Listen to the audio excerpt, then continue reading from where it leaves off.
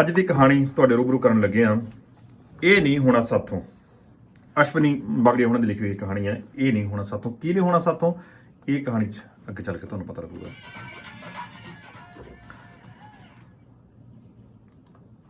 ਅੱਜ ਦੀ ਕਹਾਣੀ ਇਹ ਨਹੀਂ ਹੋਣਾ ਸਾਥੋਂ ਬੜੇ ਭਾਰੀ ਮਨ ਦੇ ਨਾਲ ਦੁਖੀ ਜਦੋਂ ਬੰਦਾ ਹੁੰਦਾ ਨਾ, ਉਹਦੀਆਂ ਅੱਖਾਂ ਵੀ ਦੱਸਦੀਆਂ ਨੇ ਕਿ ਇਹ ਅੰਦਰੋਂ ਦੁਖੀ ਹੈ। ਸ਼ੀਲਾ ਨੇ ਹੱਥ ਮੂੰਹ ਸਾਫ਼ ਕੀਤਾ, ਤੌਲੀਆ ਫੜਾਇਆ। ਮੈਂ ਸਿੱਧਾ ਬੱਚਿਆਂ ਦੇ ਕੋਲ ਚਲੇ ਗਿਆ। ਪਾਪਾ ਪਾਪਾ ਕਰਦੇ ਮੇਰੇ ਕੋਲ ਭੱਜੇ ਆਉਣ ਤੇ ਮੇਰਾ ਮਨ ਨਹੀਂ ਸੀਗਾ ਕੋਈ ਗੱਲ ਕਰਾਂ। ਉਹ ਬਥੇਰਾ ਮੈਨੂੰ ਬੋਲ ਬੋਲ ਕੇ ਕੁਛ ਨਾ ਕੁਛ, ਕਦੇ ਉਹ ਖੇਡਦੇ ਆ, ਕਦੇ ਖੇਡਣ ਦੀ ਕੋਸ਼ਿਸ਼ ਕਰਨ, ਕਦੇ ਕੁਛ। ਮੈਂ ਸ਼ੀਲਾ ਨੂੰ ਕਿਹਾ ਕਿ ਮੈਨੂੰ ਚਾਹ ਲਿਆ ਦੇ ਬਣਾ ਕੇ ਇੱਕ ਵਾਰ। ਬੱਚੇ ਬੜੇ ਹੁਣ ਤੋਤਲੇਪਣ ਦੇ ਨਾਲ, ਪਾਪਾ ਤੁਸੀਂ ਬਲੀ ਦੇਰ ਲਾਤੀ, ਅਸੀਂ ਵੇਟ ਕਰਦੇ ਸੀਗੇ। ਉਹ ਬੜਾ ਤੋਤਲਾ ਬੋਲਦੇ ਸੀ। ਮੈਂ ਆਪਣੀਆਂ ਹਥੇਲੀਆਂ 'ਚ ਦੋਨੇ ਪਾਸਿਓਂ ਉਹਦਾ ਮੂੰਹ ਲਿਆ ਤੇ ਫਿਰ ਉਹਨੂੰ ਪਿਆਰ ਜਿਹਾ ਦੇ ਕੇ ਇੱਕ ਸਾਈਡ ਤੇ ਕਰਤਾ। ਉਹ ਦੋਨੇ ਆਪਸ 'ਚ ਲੜੀ ਜਾਣ, ਤੂੰ ਤਾਂ ਪਾਗਲ ਨਾ। ਪਾਪਾ ਮੈਨੂੰ ਬੀਲਾ ਪਾਗਲ ਕਹਿੰਦਾ ਨਾ। ਸਾਹਿਲ, ਇਹ ਤਾਂ ਪਰੀ ਆ ਸਾਡੀ, ਪਾਗਲ ਥੋੜੋ ਆ। ਐ ਨਹੀਂ ਕਹੀਦਾ ਹੁੰਦਾ। ਇੰਨਾ ਕੀ ਕਹਿ ਹੋਇਆ ਮੇਰੇ ਤੋਂ। ਸ਼ੀਲਾ ਕਹਿੰਦੀ ਬੱਚੋ ਤੁਸੀਂ ਬਾਹਰ ਖੇਡੋ, ਪਾਪਾ ਥੱਕੇ ਹੋਏ ਆ।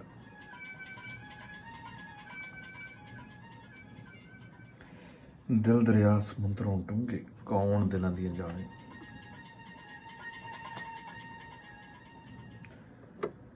ਮੈਂ ਸੋਚੀ ਜਾ ਰਿਹਾ ਸੀ, ਦਿਮਾਗ ਦਿਲ ਜਿਵੇਂ ਸੁੰਨ ਹੋਏ ਪਏ। ਹੁਣ ਪਤਾ ਹੀ ਨਹੀਂ ਸੀ ਲੱਗ ਰਿਹਾ ਕੀ ਕਰਾਂ ਕੀ ਨਾ ਕਰਾਂ। ਅੱਖਾਂ ਤੋਂ ਜਿਵੇਂ ਧੁੰਦਲਾ ਦੇਣ ਲੱਗ ਗਿਆ ਹੁੰਦਾ, ਸ਼ਾਇਦ ਅੱਖਾਂ ਦੇ ਵਿੱਚ ਪਾਣੀ ਹੋਵੇ।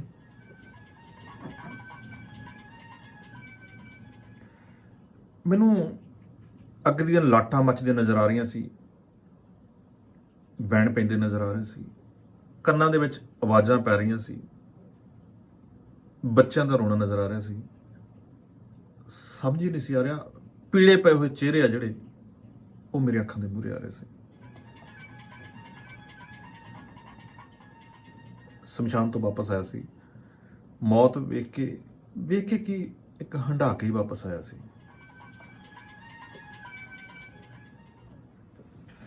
ਅਨੀਤਾ ਨਾ ਮੇਰੇ ਆਫਿਸ ਦੇ ਵਿੱਚ ਕੰਮ ਕਰਦੀ ਸੀ। ਅਸਲ ਦੇ ਵਿੱਚ ਬੜੀ ਹੋਣਹਾਰ, ਬੜੀ ਰਿਸਪੈਕਟਫੁਲ, ਬੜੀ ਇੱਜ਼ਤ ਕਰਨ ਵਾਲੀ। ਖੂਨ ਦਾ ਰਿਸ਼ਤਾ ਹੀ ਕਿਤੇ ਰਿਸ਼ਤਾ ਥੋੜਾ ਹੁੰਦਾ। ਖੂਨ ਦਾ ਰਿਸ਼ਤਾ ਨਹੀਂ ਹੁੰਦਾ। ਉਹ ਮੈਨੂੰ ਆਪਣਾ ਭਰਾ ਸਮਝਦੀ ਸੀਗੀ। ਮੈਂ ਵੀ ਉਹਨੂੰ ਭੈਣਾਂ ਤੋਂ ਵੱਧ ਪਿਆਰ ਦੇਣ ਲੱਗ ਗਿਆ। ਹੁਣ ਜਿਹੜਾ ਉਹਦਾ ਆਪਣਾ ਸਕਾ ਭਰਾ ਸੀ, ਅਸਲ ਦੇ ਵਿੱਚ ਉਹ ਮੇਰਾ ਦੋਸਤ ਸੀਗਾ, ਰਮੇਸ਼। ਉਹ ਮੇਰੇ ਨਾਲ ਵੀ ਬੋਲਣੋਂ ਹਟ ਗਿਆ ਤੇ ਅਨੀਤਾ ਨਾਲੋਂ ਵੀ।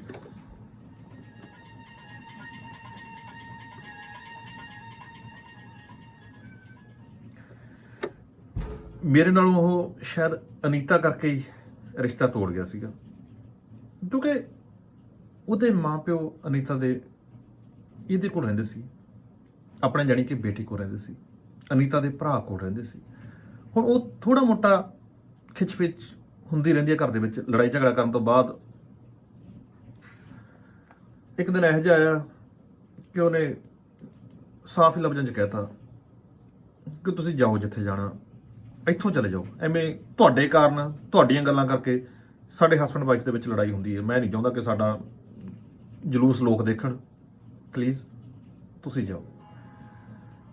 ਹੁਣ ਮਾਂ ਪਿਓ ਨੂੰ ਚਾਹੇ ਪਲੀਜ਼ ਕਹਿ ਲਾ ਚਾਹੇ ਨਾ ਕਹਿ ਲਾ, ਗੱਲ ਤਾਂ ਇੱਕੋ ਹੀ ਆ ਨਾ। ਅਸਲ ਦੇ ਵਿੱਚ ਤਾਂ ਜਾਓ ਜਿਹੜਾ ਸ਼ਬਦ ਸੀ ਉਹ ਉਹਨਾਂ ਦੇ ਕੰਨੀ ਪਿਆ। ਪਲੀਜ਼ ਨਹੀਂ ਸੁਣਿਆ ਮਾਂ ਪਿਓ ਨੂੰ ਕਿ ਜਾਓ। ਪੁੱਤਾ ਤੈਨੂੰ ਅਸੀਂ ਤਾਂ ਕਦੇ ਜਾਓ ਕਿਹਾ ਨਹੀਂ ਸੀ। ਸਾਡੀ ਕਿਹੜੀ ਗੱਲ ਕਰਕੇ ਤੁਹਾਡੇ ਆਪਸ ਵਿੱਚ ਕਲੇਸ਼ ਪੈਂਦਾ? ਕੌਣ ਜਲੂਸ ਤੁਹਾਡਾ ਦੇਖਦਾ? ਕੋਈ ਮਾਂ ਪਿਓ ਚਾਹੁੰਦਾ ਕਿ ਉਹਦੇ ਧੀ ਪੁੱਤ ਦਾ ਜਲੂਸ ਲੋਕ ਦੇਖਣ? ਚੱਲ ਤੇਰੀ ਮਰਜ਼ੀ, ਸਾਡਾ ਕੀ ਜ਼ੋਰ ਆ। ਜੇ ਤੂੰ ਕਹਿਣਾ ਤਾਂ ਜਾਣਾ ਹੀ ਪੈਣਾ। ਅਨੀਤਾ ਧੀ ਸੀ, ਕਹਿੰਦੇ ਨਹੀਂ ਪੁੱਤ ਵਡਾਉਣ ਜ਼ਮੀਨਾਂ ਧੀਆਂ ਦੁੱਖ ਵਟਾਉਂਦੀਆਂ ਨੇ। ਧੀ ਤੋਂ ਮਾਂ ਪਿਓ ਦਾ ਦੁੱਖ ਜ਼ਰਿਆ ਨਾ ਗਿਆ। ਹੁਣ ਅਨੀਤਾ ਨੇ ਕੀ ਕੀਤਾ, ਉਹ ਕਹਿੰਦੀ ਭਰਾ ਨੂੰ ਸਮਝਾਉਣ ਦੀ ਕੋਸ਼ਿਸ਼ ਕੀਤੀ, ਮੈਂ ਉਹਨੂੰ ਬੜਾ ਸਮਝਾਉਣ ਦੀ ਕੋਸ਼ਿਸ਼ ਕੀਤੀ ਕਿ ਤੂੰ ਮੇਰਾ ਮਿੱਤਰ ਆ, ਦੋਸਤ ਆ ਯਾਰ, ਇਦਾਂ ਨਾ ਕਰ। ਨਹੀਂ ਮੰਨਿਆ। ਤੈਨੂੰ ਸਾਡੇ ਘਰ ਦਾ ਪਰਿਵਾਰ ਦਾ ਕੀ ਪਤਾ ਯਾਰ, ਕਮਾਲ ਕਰੀ ਜਾਂਦਾ। ਕਹਿੰਦਾ ਤੂੰ ਹੱਦ ਕਰੀ ਜਾਂਦਾ, ਤੂੰ ਆਪਦੇ ਪਰਿਵਾਰ ਤੱਕ ਸੀਮਤ ਰਹਿ।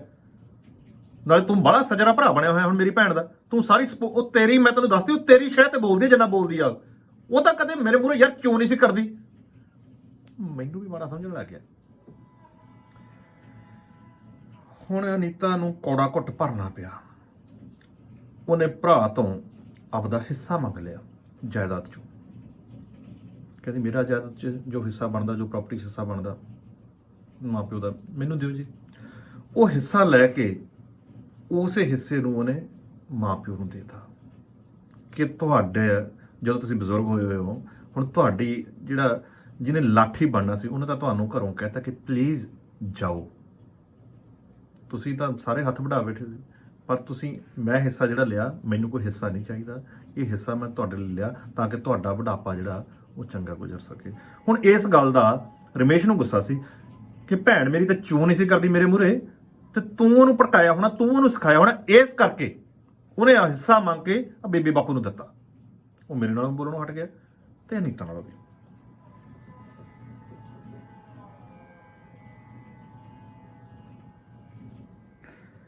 ਤੇ ਹੁਣ ਅਨੀਤਾ ਦੀ ਜਿਹੜੀ ਜਦੋਂ ਮੌਤ ਹੋਈ, ਉਹਨੇ ਤਾਂ ਜਣੀ ਝੰਜੋੜ ਕੇ ਜੀ ਰੱਖਤਾ ਸਾਰਾ ਕੁਝ।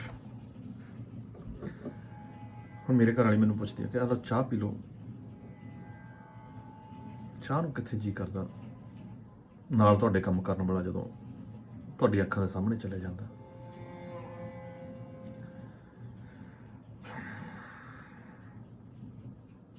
ਸ਼ੀਲਾ, ਹੁਣ ਮੇਰੀ ਘਰ ਵਾਲੀ ਨੇ ਮੈਨੂੰ ਪੁੱਛਿਆ ਸੰਭਲੋ ਕੁਝ ਥੋੜਾ ਜਿਹਾ।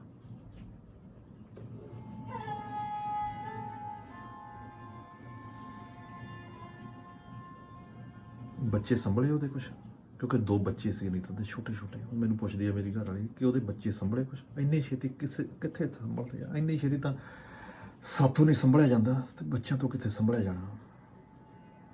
ਲੋੜਾ ਹੀ ਲਿਆ ਤਾਂ ਰੱਬ ਨੇ, ਹੱਦ ਹੀ ਕਰਤੀ।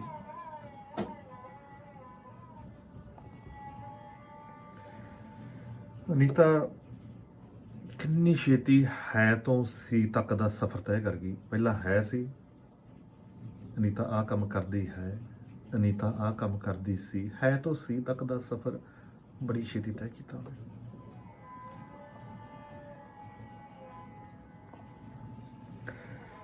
ਜਿਉਂਦੇ ਜੀ ਨਾ ਉਹਦੇ ਅੰਦਰ ਕਦੇ ਕੋਈ ਐਬ ਨਹੀਂ ਸੀ ਭਾਲਿਆ।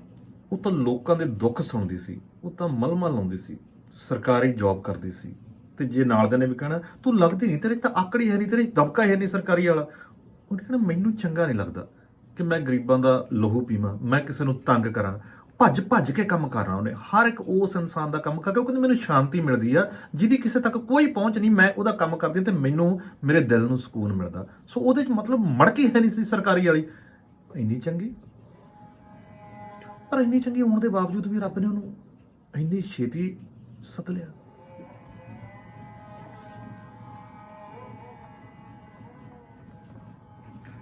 ਮੌਤ ਪਿੱਛੋਂ ਤਾਂ ਜਿਵੇਂ ਸ਼ਾਂਤ ਪਈ ਆ, ਜਿਵੇਂ ਪੱਥਰ ਦੀ ਮੂਰਤ ਪਈ ਹੋਵੇ ਕੋਈ।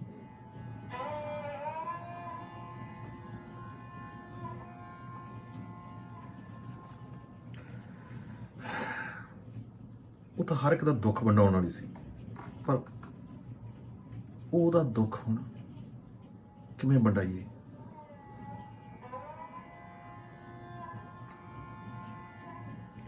ਕਿੰਨਾ ਖੁਸ਼ੀ ਭਰਿਆ ਮਾਹੌਲ ਸੀ। ਸਾਹਿਲ ਦਾ ਜਨਮ ਸੀ, ਕੱਲ ਜਨਮ ਦਿਨ ਸੀ। ਉਹ ਆਈ ਤੇ ਆ ਕੇ ਕੰਪਿਊਟਰ ਦੇਤਾ ਮੇਰੇ ਬੇਟੇ ਨੂੰ। ਉਹ ਮੈਂ ਕਿਹਾ ਤੁਸੀਂ ਇੰਨਾ ਮਹਿੰਗਾ, ਤੂੰ ਕਮਾਲ ਕਰੀ ਜਾਂਦੀ ਹੈ। ਤੁਸੀਂ ਨਾ ਕਹਿੰਦੀ ਸਾਡੇ ਜਾਓ ਭੂਆ ਭਤੀਜੇ 'ਚ, ਮੈਂ ਗਿਫਟ ਦਿੱਤਾ ਨਾ ਇਹਨੂੰ। ਚੰਗੀ ਭਲੀ ਠੀਕ ਠਾਕ ਗੱਲ ਤਾਂ ਸੀ, ਕਿੰਨੀਆਂ ਗੱਲਾਂ ਕਰਦੇ ਸੀ, ਯਕੀਨ ਜਿਹਾ ਨਹੀਂ ਆਉਂਦਾ। ਇੱਕਦਮ ਵੀ ਐਂ ਬੰਦਾ ਕੋਈ ਛੱਡ ਕੇ ਚਲੇ ਜਾਂਦਾ।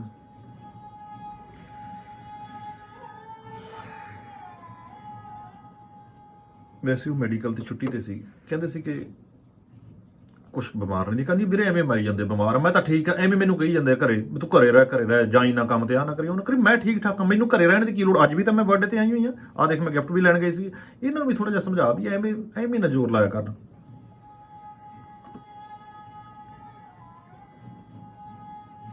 ਪ੍ਰਵੀਨ ਕਹਿੰਦਾ ਵੀ ਨਹੀਂ ਤੂੰ ਹਜੇ ਆਰਾਮ ਕਰ ਤੈਨੂੰ ਜ਼ਰੂਰਤ ਆ ਡਾਕਟਰ ਨੇ ਕਿਹਾ।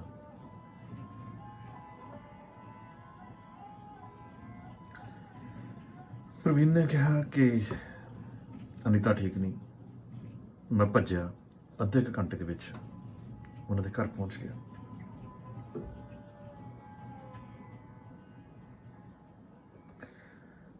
ਅਸੀਂ ਬਹੁਤ ਛੇਤੀ ਮੈਂ ਬੱਚਿਆਂ ਨੂੰ ਦਾਦੀ ਕੋਲ ਛੱਡ ਕੇ ਉਹਦੇ ਘਰੇ ਪਹੁੰਚਿਆ। ਮੈਂ ਤੇ ਪ੍ਰਵੀਨ ਜਦੋਂ ਦੇਖਿਆ ਤਾਂ ਉਹਦੀ ਹਾਲਤ ਸੱਚੀ ਵਿਗੜੀ ਹੋਈ ਸੀ। ਉਹਨੂੰ ਮਿੰਟਾਂ ਘੰਟਾਂ ਦੇ ਵਿੱਚ ਹੀ ਉੱਥੋਂ ਹਸਪੀਟਲ ਲੈ ਗਏ। ਬਹੁਤਾ ਟਾਈਮ ਅਸੀਂ ਲਾਇਆ ਨਾ ਪਰ ਡਾਕਟਰ ਕੀ ਕਰ ਸਕਦਾ ਸੀ? ਡਾਕਟਰ ਤਾਂ ਬਿਮਾਰੀ ਦਾ ਇਲਾਜ ਕਰ ਸਕਦਾ ਸੀ ਮਰੇ ਨੂੰ ਜਿਉਂਦਾ ਤਾਂ ਨਹੀਂ ਸੀ ਕਰ ਸਕਦਾ ਡਾਕਟਰ।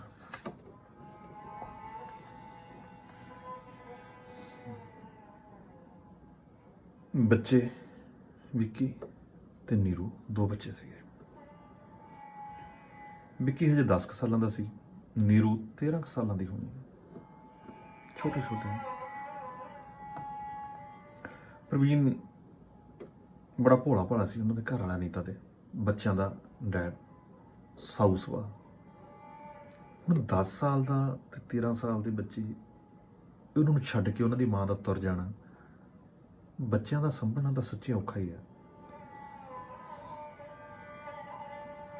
ਅਨੀਤਾ ਨੇ ਤਾਂ ਰੱਖੇ ਵੀ ਬੜੇ ਲਾਡਲੇ ਹੋਏ ਸੀ, ਬਹੁਤ ਪਿਆਰ ਨਾਲ। ਵਿੱਕੀ ਤਾਂ ਪੈਂਦਾ ਵੀ ਅਨੀਤਾ ਦੇ ਨਾਲ ਹੀ ਸੀ, ਅਜੇ ਛੋਟਾ ਜਿਹਾ ਸੀ। ਨੀਰੂ ਤੇ ਵਿੱਕੀ ਆਪਸ ਵਿੱਚ ਲੜ ਕੇ ਛੋਟੀਆਂ ਛੋਟੀਆਂ ਗੱਲਾਂ ਦਾ ਜ਼ਿਕਰ ਮਾਂ ਕੋਲ ਕਰਦੇ ਰਹਿੰਦੇ। ਉਹਨਾਂ ਦਾ ਰੋਣਾ ਬੱਚਿਆਂ ਦਾ ਝੱਲਿਆ ਨਹੀਂ ਸੀ ਜਾ ਰਿਹਾ, ਚੀਕਾਂ ਉਹਨਾਂ ਦੀਆਂ ਝੱਲੀਆਂ ਨਹੀਂ ਸੀ ਜਾ ਰਹੀਆਂ।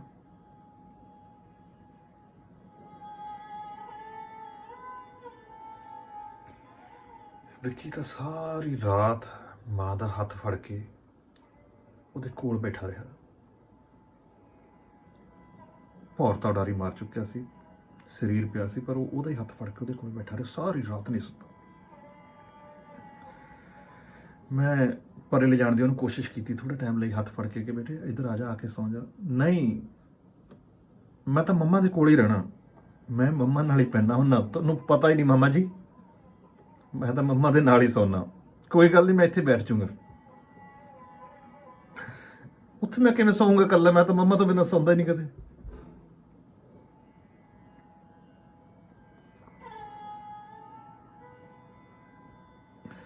ਮਾਮਾ ਜੀ ਪਲੀਜ਼ ਤੁਸੀਂ ਜਗਾ ਲਓ ਨਾ, ਮੈਂ ਹੱਥ ਜੋੜਦਾ ਤੁਹਾਡੇ ਮੂਹਰੇ, ਮੰਮਾ ਨੂੰ ਤੁਸੀਂ ਜਗਾ ਲਓ ਨਾ। ਪਤਾ ਨਹੀਂ ਮੇਰੇ ਨਾਲ ਤਾਂ ਕਿਸੇ ਗੱਲ ਕਰਕੇ ਗੁੱਸੇ ਹੋ ਗਿਆ, ਅੱਖ ਹੀ ਨਹੀਂ ਲੱਗ ਰਹੀ। ਮੰਮਾ ਜੀ ਮੇਰੇ ਤੋਂ ਕੋਈ ਗਲਤੀ ਹੋ ਗਈ ਹੋਗੀ, ਮੈਂ ਸੌਰੀ ਫੀਲ ਕਰਦਾ ਮੰਮਾ ਪਲੀਜ਼। ਮੰਮਾ ਹੁਣ ਮੇਰਾ ਗਲਾ ਵੀ ਦੁਖਣ ਲੱਗ ਗਿਆ ਤੁਹਾਨੂੰ ਜਗਾਉਂਦੇ ਜਗਾਉਂਦੇ, ਤਾਂ ਰਾਤ ਦੇ 12 ਵੱਜ ਚੁੱਕੇ ਸੀ। ਮੰਮਾ ਮੇਰਾ ਗਲਾ ਵੀ ਦੁਖਣ ਲੱਗ ਗਿਆ, ਪਲੀਜ਼ ਉੱਠ ਖੜੋ ਪਲੀਜ਼। ਸੁਣਦੇ ਕਿਉਂ ਨਹੀਂ ਮੰਮਾ ਤੁਸੀਂ? ਪਲੀਜ਼, ਮੈਂ ਨਹੀਂ ਲੜਦਾ ਤੁਹਾਡੇ ਨਾਲ ਕਿਸੇ ਗੱਲ ਤੇ, ਨਹੀਂ ਨਵੀਂ ਬਾਈਕ ਮੰਗਦਾ ਮੈਂ,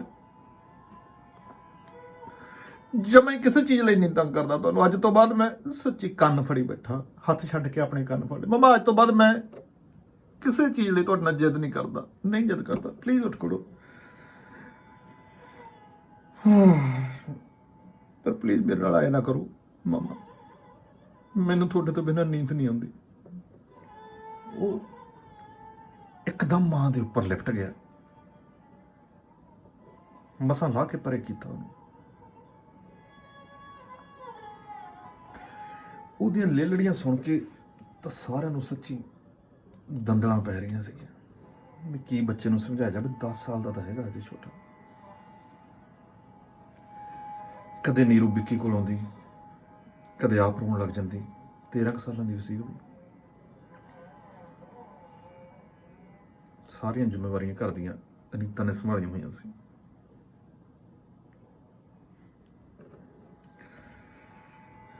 ਸ਼ੀਲਾ ਮੇਰੇ ਕੋਲ ਫਿਰ ਆ ਕੇ ਬੈਠ ਗਈ। ਅੱਛਾ,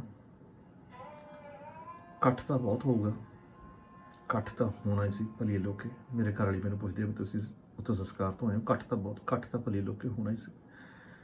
ਉਹਦਾ ਵਿਹਾਰ ਹੀ ਸਾਰਿਆਂ ਨਾਲ ਇੰਨਾ ਚੰਗਾ ਸੀ, ਕਦੇ ਕਿਸੇ ਨੂੰ ਉੱਚਾ ਨੀਵਾਂ ਤਾਂ ਕਿਹਾ ਹੀ ਨਹੀਂ ਸੀ, ਮਾੜਾ ਚੰਗਾ ਤਾਂ ਕਿਹਾ ਹੀ ਨਹੀਂ ਸੀ। ਫਿਰ ਬੱਚੇ ਕਿਵੇਂ ਬਰਾਏ? ਬਰਾਏ ਕਿੱਥੇ ਆ? ਉਹ ਤਾਂ ਜਿਵੇਂ ਬੇਹੋਸ਼ ਹੋਣ ਵਾਲੇ ਹੋਏ ਪਏ ਸੀ, ਛੁੱਟ ਛੁੱਟ ਜਾਂਦੇ ਸੀ।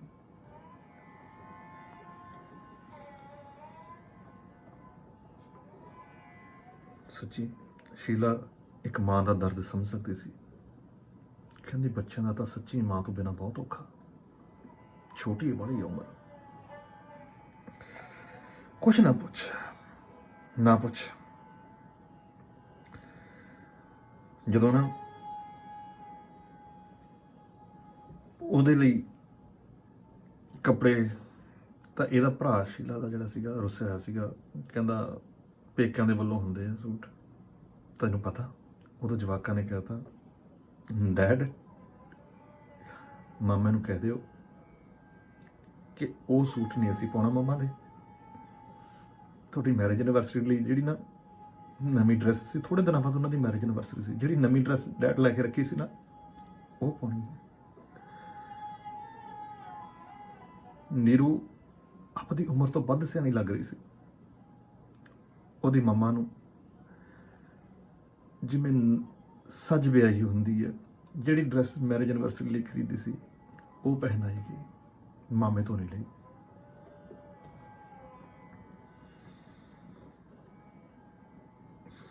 ਨੀਰੂ 13 ਸਾਲ ਦੀ ਸੀ, ਪਰ ਉਹਦੇ ਮੱਥੇ ਤੇ ਕਿਸ ਕਰ ਰਹੀ ਸੀ ਆਪਦੀ ਮਾਂ ਦੇ, ਤੇ ਆਪਣੀ ਅੱਖ ਦੇ ਨਾਲੋਂ, ਚੀਚੀ ਦੇ ਨਾਲੋਂ ਨਾ ਕਚਲਾ ਲਾ ਕੇ ਉਹਦੇ ਤੇ ਲਾ ਰਹੀ ਸੀ ਕਿ ਮਾਂ ਤੈਨੂੰ ਨਜ਼ਰ ਨਾ ਲੱਗ ਜੇ ਕਿਸੇ ਦੀ। ਜਿਵੇਂ ਮਾਂ ਨੀਰੂ ਦੇ ਲਾਉਂਦੀ ਹੁੰਦੀ ਸੀ ਸਜਾ ਕੇ, ਮਾਂ ਵੀ ਲਾਉਂਦੀ ਸੀ ਕਿ ਪੁੱਤ ਤੈਨੂੰ ਨਜ਼ਰ ਨਾ ਲੱਗ ਜੇ ਕਿਸੇ ਦੀ। ਇਸੇ ਤਰੀਕੇ ਨਾਲ ਸੇਮ ਨੀਰੂ ਵੀ ਆਪਣੀ ਅੱਖ ਦੇ ਵਿੱਚੋਂ ਕਜਲਾ ਕੱਢ ਕੇ ਮਾਂ ਦੇ ਲਾ ਰਹੀ ਸੀ ਕਿ ਮਾਂ ਤੈਨੂੰ ਨਜ਼ਰ ਨਾ ਲੱਗ ਜੇ ਕਿਸੇ ਦੀ। ਉਹਨੂੰ ਕੀ ਪਤਾ ਸੀ ਕਿ ਨਜ਼ਰ ਤਾਂ ਖਾ ਕੇ ਆ ਲੱਗ ਚੁੱਕੀ ਹੈ ਜਿਹੜੀ ਲੱਗਣੀ ਸੀ। ਸ਼ੀਲਾ ਦਾ ਗੱਚ ਭਰਿਆ ਆ ਇੰਨੀਆਂ ਗੱਲਾਂ ਸੁਣ ਕੇ। ਹੁਣ ਪੰਡਿਤ ਜੀ ਨੇ ਸੰਸਕਾਰ ਵੇਲੇ ਜਿਹੜੀਆਂ ਜ਼ਰੂਰੀ ਰਸਮਾਂ ਸੀਗੀਆਂ ਉਹ ਕਰਨੀਆਂ ਸ਼ੁਰੂ ਕਰਤੀਆਂ, ਕਿ ਜੋ ਜੋ ਸਮਾਨ ਹੁੰਦਾ ਉਹਨਾਂ ਨੇ ਉਹ ਦੱਸਿਆ ਕਿ ਭਾਈ ਇਸ ਤਰੀਕੇ ਨਾਲ ਸੰਸਕਾਰ ਕਰਨਾ। ਉਧਰੋਂ ਚੀਕ ਚਿਹਾੜਾ ਲੇਡੀਜ਼ ਦਾ, ਉਹ ਹੋਰ ਵਿੱਕੀ ਉਹਨਾਂ ਨੂੰ ਤੰਗ ਕਰ ਰਿਹਾ ਸੀ, ਹੋਰ ਨੀਰੂ ਉਹਨਾਂ ਨੂੰ ਤੰਗ ਕਰ ਰਿਹਾ ਸੀ, ਜਿਵੇਂ ਉਹਨਾਂ ਦੀ ਮਾਂ ਨੂੰ ਕੋਈ ਉਹਨਾਂ ਤੋਂ ਖਿੱਚ ਕੇ ਪਰੇ ਧੂ ਕੇ ਲੈ ਕੇ ਜਾ ਰਿਹਾ ਹੁੰਦਾ, ਇਉਂ ਉਹਨਾਂ ਨੂੰ ਲੱਗ ਰਿਹਾ ਸੀ।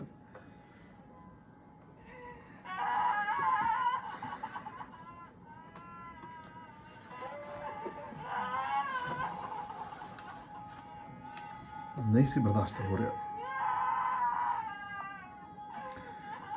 ਪ੍ਰਵੀਨ ਵੀ ਕਹਿੰਦਾ ਕਿ ਇਹਨਾਂ ਦਾ ਯਾਰ ਕਦੇ ਕਿਸੇ ਦਾ ਮਾੜਾ ਸੋਚਿਆ ਤੱਕ ਵੀ ਨਹੀਂ।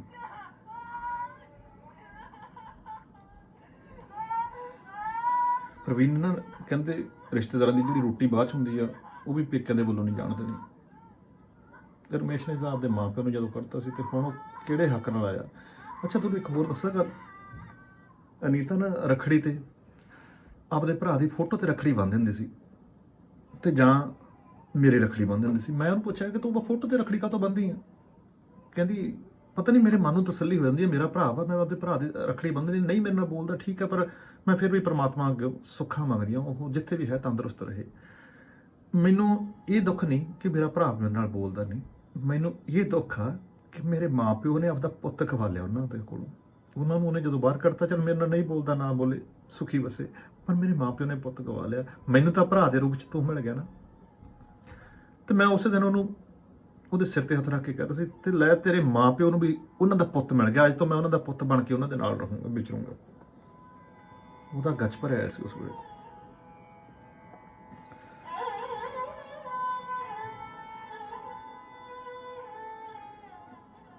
ਪੰਡਤ ਜੀ ਕੱਲੀ ਕੱਲੀ ਗੱਲ ਸਮਝਾ ਰਹੇ ਸੀ ਕਿ ਭਾਈ ਸੰਸਕਾਰ ਤੋਂ ਬਾਅਦ ਜਿਹੜੇ ਉਹਦੇ ਫੁੱਲ ਚੁਗਣੇ ਆ, ਇਹ ਫੁੱਲ ਚੁੱਕ ਕੇ ਘਰ ਨਹੀਂ ਲੈ ਜਾਣੇ।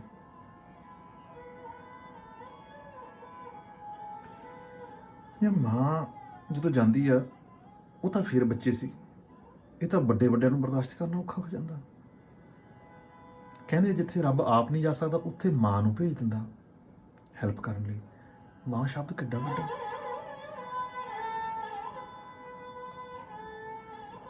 ਜਦੋਂ ਇਹ ਦਰਦ ਨੂੰ ਹੰਡਾਇਆ ਤਾਂ ਐ ਜਿਵੇਂ ਰੱਬ ਤੇ ਵੀ ਸ਼ੱਕ ਜਿਹਾ ਕਰਨ ਲੱਗੇ ਬੱਚੇ ਵੀ ਰੱਬਾ ਸਾਡੇ ਨਾਲ ਹੀ ਇਹ ਕਾਹਤੋਂ, ਕਿਉਂ?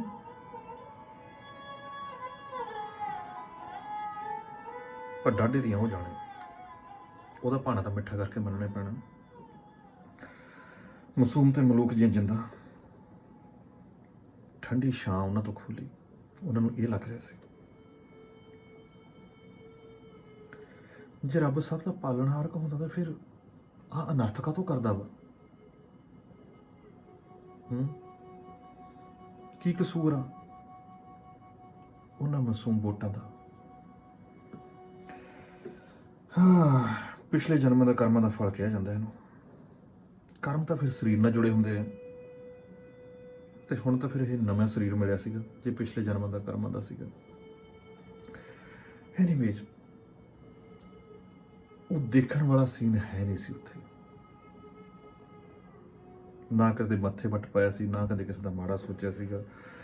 ਕਈ ਵਾਰ ਸਮਝਾਉਂਦੇ ਸੀ ਕਲੀਗ ਵੀ, ਪਰ ਨਹੀਂ ਕਿ ਤੂੰ ਭਾਈ ਮੜਕ ਰੱਖਿਆ ਕਰ, ਸਰਕਾਰੀ ਅਹੁਦੇ ਤੇ ਆ ਤੂੰ, ਪਰ ਕਾਹਨੂੰ? ਉਹਨੇ ਕਦੇ ਨਹੀਂ ਸੀ ਰੱਖੀ। ਪਰ ਨਾ ਤਾਂ ਹੁਣ ਕੋਈ, ਉਦੋਂ ਲੋਕ ਉਹਨੂੰ ਜਿਹੜੇ ਗਰੀਬਾਂ ਦੇ ਉਹ ਕਦੇ ਕੰਮ ਕਰਦੇ ਸੀ ਨਾ ਸਾਥ ਦੇ ਬਿਨਾਂ ਪੈਸੇ ਲੈਣ ਤੋਂ ਵੀ ਬਹੁਤ ਦਵਾਵਾਂ ਦੇ ਕੇ ਜਾਂਦੇ ਸੀਗੇ, ਪਰ ਹੁਣ ਤਾਂ ਨਾ ਕੋਈ ਦਵਾ ਕੰਮ ਆਈ ਤੇ ਨਾ ਦਵਾ ਕੰਮ ਆਈ। ਪੰਡਤ ਜੀ ਹੁਣ ਸਮਝਾ ਰਹੇ ਸੀ ਕਿ ਆਹ ਤੁਸੀਂ ਨਾ ਜਿਹੜੀਆਂ ਪੋਟਲੀ ਹੈਗੀ ਆ ਇਹਨੂੰ ਤੁਸੀਂ ਨਾਲ ਨਹੀਂ ਲੈ ਕੇ ਜਾਣਾ ਸੰਸਕਾਰ ਤੋਂ ਬਾਅਦ, ਇਹਨੂੰ ਭਾਈ ਇੱਥੇ ਦਰਖਤ ਨਾਲ ਟੰਗ ਦੇਣਾ। ਕੱਲ ਨੂੰ ਤੁਸੀਂ, ਉਹ ਸਾਰੇ ਬੱਚੇ ਵੀ ਸੁਣ ਰਹੇ ਸੀਗੇ ਤੇ ਨਾਲ ਦੀ ਨਾਲ ਜਦੋਂ ਲੰਬੂ ਵੀ ਲਾ ਰਿਹਾ ਸੀ ਨਾ, ਉਹ 10 ਸਾਲਾਂ ਦਾ ਬੇਟਾ ਨਾਲ ਤੁਰਿਆ ਫਿਰ ਰਿਹਾ ਸੀ, ਨਾਲ ਉਹ ਰਸਮਾਂ ਕਰ ਰਿਹਾ ਸੀ। ਉਹਨੂੰ ਪਤਾ ਹੀ ਨਹੀਂ ਸੀ ਕਿ ਇੱਕ ਵਾਰ ਹੁਣ ਜੇ ਮੇਰੇ ਹੱਥੋਂ ਆਹ ਮਾਂ ਗਈ ਤੇ ਵਾਪਸ ਨਹੀਂ ਆਉਣੀ। ਪਰ 13 ਸਾਲਾਂ ਦੀ ਧੀ ਨੀਰੂ ਦੂਰ ਖੜੀ ਕਾਰਨਰ ਦੇ ਵਿੱਚ ਆਪਣੀ ਮਾਂ ਨੂੰ ਲਾਲ ਸੂਹੇ ਸੂਟ ਦੇ ਵਿੱਚ ਦੇਖ ਰਹੀ ਸੀ। ਤੇ ਪੰਡਤ ਜੀ ਨੇ ਸਮਝਾਉਂਦਿਆਂ ਕਿਹਾ ਕਿ ਭਾਈ ਇਹ ਜਿਹੜੇ ਫੁੱਲ ਨੇ ਇਹ ਵਿਸਰਜਿਤ ਕਰਨੇ ਆ, ਕੱਲ ਨੂੰ ਜਾਣਾ ਤੇ ਤੁਸੀਂ ਇਹਨਾਂ ਨੂੰ ਚੁੱਕ ਕੇ ਘਰੇ ਨਹੀਂ ਲੈ ਕੇ ਜਾਣਾ, ਬਾਹਰ ਟੰਗ ਦੇਣਾ। ਜਦੋਂ ਤੁਸੀਂ ਕੱਲ ਨੂੰ ਤੁਰਨਾ ਉਦੋਂ ਤੁਸੀਂ ਕਹਿਣਾ ਕਿ ਤੁਸੀਂ ਮਮ ਸਾਡੇ ਨਾਲ ਚੱਲੋ, ਤੇ ਇਹਨਾਂ ਦੇ ਲਈ ਗੱਡੀ ਦੇ ਵਿੱਚ ਸੀਟ ਅਲੱਗ ਰੱਖਣੀ ਆ। ਉਹ ਫੁੱਲਾਂ ਦੀ ਜਿਹੜੀ ਟੋਕਰੀ ਆ ਜਾਂ ਪੋਟਲੀ ਆ ਉਹਨੂੰ ਨਾਲ ਰੱਖ ਕੇ ਲੈ ਕੇ ਜਾਣਾ। ਉਹ ਉਹਨਾਂ ਫੁੱਲਾਂ ਨੂੰ ਨਾ ਕੁੱਟ ਕੇ ਕਿਸ ਕਰਨ ਨੂੰ ਨਹੀਂ ਸੀ ਹਟ ਰਿਹਾ। ਵਿੱਕੀ ਛੋਟਾ ਜੋ ਸੀ, ਉਹਨੂੰ ਐਂ ਲੱਗ ਰਿਹਾ ਸੀ ਜਿਵੇਂ ਮੈਂ ਆਪਣੀ ਮਾਂ ਨੂੰ ਕਿਸ ਕਰ ਰਿਹਾ ਹਾਂ। ਉਹ ਫੁੱਲਾਂ ਦੀ ਪੋਟਲੀ ਨੂੰ ਕੁੱਟ ਕੇ ਆਪਣੇ ਗਲ ਦੇ ਨਾਲ ਉਹ ਤੋਂ ਖੋ ਕੇ ਨੀਰੂ ਕਦੇ ਆਪਣੇ ਗਲ ਦੇ ਨਾਲ ਲਾ ਰਹੀ ਸੀ। ਉਹ ਕਹਿੰਦੇ ਇੱਥੇ ਬਾਹਰ ਦਰਖਤ ਤੇ ਟੰਗ ਜਾਣਾ, ਕੱਲ ਨੂੰ ਆ ਕੇ ਇੱਥੋਂ ਲਾ ਕੇ ਇਹ ਨਾਲ ਲੈ ਜਾਣੀ ਤੇ ਤੁਸੀਂ ਕਹਿਣਾ ਮਮ ਆ ਜਾਓ ਸਾਡੇ ਨਾਲ ਚੱਲੋ। ਤੇ ਉਹ ਸੁਣੀ ਜਾ ਰਹੇ ਸੀ। ਉੱਥੇ ਜਾ ਕੇ ਜਦੋਂ ਫੁੱਲ ਵਿਸਰਜਿਤ ਕਰਤੇ ਤੇ ਉੱਥੇ ਜਾ ਕੇ ਤੁਸੀਂ ਕਹਿ ਦੇਣਾ ਮਮ ਆ ਤੁਹਾਡਾ ਤੇ ਸਾਡਾ ਸਾਥ ਇਸ ਜਨਮ ਇੱਥੋਂ ਤੱਕ ਦਾ ਹੀ ਸੀ, ਹੁਣ ਤੁਸੀਂ ਸਾਡੇ ਕੋਲ ਵਾਪਸ ਨਾ ਆਇਓ, ਤੁਸੀਂ ਇੱਥੇ ਹੀ ਰਹੋ। ਇਸ ਗੱਲ ਤੇ ਹੋ ਕੇ ਉਹ ਭੜਕ ਗਏ। ਇਹ ਕਿਵੇਂ ਹੋ ਸਕਦਾ ਪੰਡਿਤ ਜੀ, ਇਹ ਕਿਵੇਂ ਹੋ ਸਕਦਾ?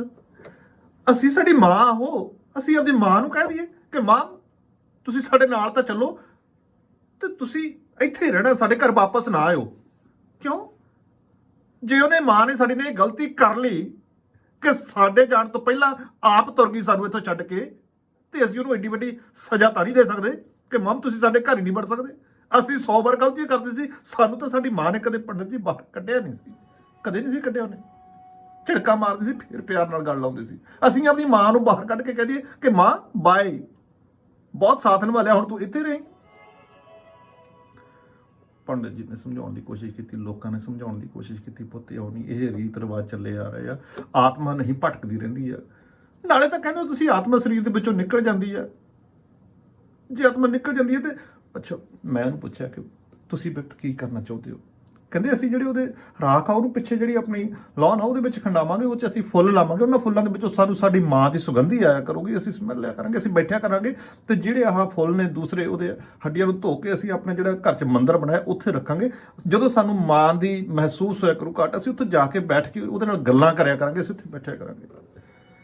ਤੇ ਬੱਚੇ ਨੇ ਜਿਹੜਾ ਇੱਕ ਸਵਾਲ ਪੁੱਛਿਆ ਨਾ, ਨੀਰੂ ਨੇ ਪੰਡਿਤ ਜੀ ਨੂੰ, ਕਹਿੰਦੀ ਤੁਸੀਂ ਮੈਨੂੰ ਤਾਂ ਕਹੀ ਤਾਂ ਜਾ ਰਹੇ ਹੋ ਕਿ ਤੁਸੀਂ ਆਹ ਫੁੱਲ ਦੇ ਦਿਓ ਤੇ ਉੱਥੇ ਜਾ ਕੇ ਕਹਿ ਦਿਓ ਕਿ ਮਾਂ ਸਾਡੇ ਵਾਪਸ ਨਾਲ ਨਾ ਆਈ। ਤੁਸੀਂ ਆਪਣੀ ਮਾਂ ਵੇਲੇ ਇਦਾਂ ਹੀ ਕੀਤਾ ਸੀ? ਕਹਿੰਦੇ ਹਾਂ ਮੈਂ ਇਦਾਂ ਹੀ ਕੀਤਾ ਸੀ, ਮੈਂ ਨਾਲ ਕਿਹਾ ਕਿ ਆ ਮਾਂ ਚੱਲੀਏ, ਉੱਥੇ ਲਿਜਾ ਕੇ ਕਹਿਤਾ ਕਿ ਵਾਪਸ ਤੁਸੀਂ ਨਾ ਆਇਓ, ਇੱਥੇ ਰਹੋ। ਉਹਨੇ ਪਤਾ ਨਹੀਂ ਕਿੱਥੋਂ ਉਹਦੇ ਦਿਮਾਗ 'ਚ ਆਈ, ਕਹਿੰਦੀ ਮਾਮਾ ਨੂੰ ਤਾਂ ਲੋਕ ਕਹਿੰਦੇ ਆ ਜਾਂ ਪਿਓ ਨੂੰ ਤਾਂ ਨਾਲ ਲਿਜਾਂਦੇ ਨੂੰ ਕਹਿੰਦੇ ਕਿ ਤੁਸੀਂ ਇੱਥੇ ਰਹੋ, ਵਾਪਸ ਨਾ ਸਾਡੇ 'ਚ ਆਇਓ ਘਰੇ, ਪਰ ਉਹਨਾਂ ਦੀ ਪੈਨਸ਼ਨ ਤਾਂ ਅੱਧੀ ਦੂਜੇ ਨੂੰ ਲੱਗ ਜਾਂਦੀ ਆ। ਪੈਨਸ਼ਨ ਆ ਜਾਵੇ, ਸੁੱਖ ਸਹੂਲਤ ਤੁਹਾਡੀ ਆ ਜਾਵੇ, ਪਰ ਤੁਸੀਂ ਨਾ ਆਇਓ। ਕਮਾਲ। ਫਿਰ ਗੱਲ ਆ ਕੇ ਇੱਥੇ ਨਿਬੜੀ। ਮੈਂ ਉਹਨੂੰ ਸਮਝਾਇਆ, ਪੁੱਤ ਤੁਸੀਂ ਇਹਨਾਂ ਨੂੰ ਵੀ ਇਹਨਾਂ ਦੀ ਕਰ ਲੈਣ ਦਿਓ, ਥੋੜ੍ਹੇ ਜਿਹੇ ਫੁੱਲ ਇਹਨਾਂ ਨੂੰ ਦੇ ਦਿਓ, ਬਾਕੀ ਜਿਵੇਂ ਤੁਸੀਂ ਚਾਹੁੰਦੇ ਹੋ ਉਦਾਂ ਹੀ ਕਰ ਲਿਓ। ਉਹ ਕਹਿੰਦੇ ਅਸੀਂ ਥੋੜ੍ਹੇ ਜਿਹੇ ਦੇ ਦਿੰਦੇ ਹਾਂ, ਪਰ ਆਹ ਗੱਲ ਸਾਥੋਂ ਨਹੀਂ ਕਰ ਹੋਣੀ ਜਿਹੜੀ ਇਹ ਕਹਿ ਰਹੇ ਆ ਕਿ ਤੁਸੀਂ ਮਾਂ ਨੂੰ ਕਹਿ ਦਿਓ ਕਿ ਮਾਂ ਤੂੰ ਇੱਥੇ ਨਹੀਂ, ਸਾਡੇ ਘਰ 'ਚ ਨਾ ਆਈ। ਇਹ ਸੀ ਅੱਜ ਦੀ ਕਹਾਣੀ। ਸਟੂਡੀਓ ਦਾ ਨੰਬਰ 905 564 64 44। ਤੁਹਾਨੂੰ ਕਿਹੋ ਜਿਹੀ ਲੱਗੀ ਤੁਸੀਂ ਕਾਲ ਕਰ ਸਕਦੇ ਹੋ।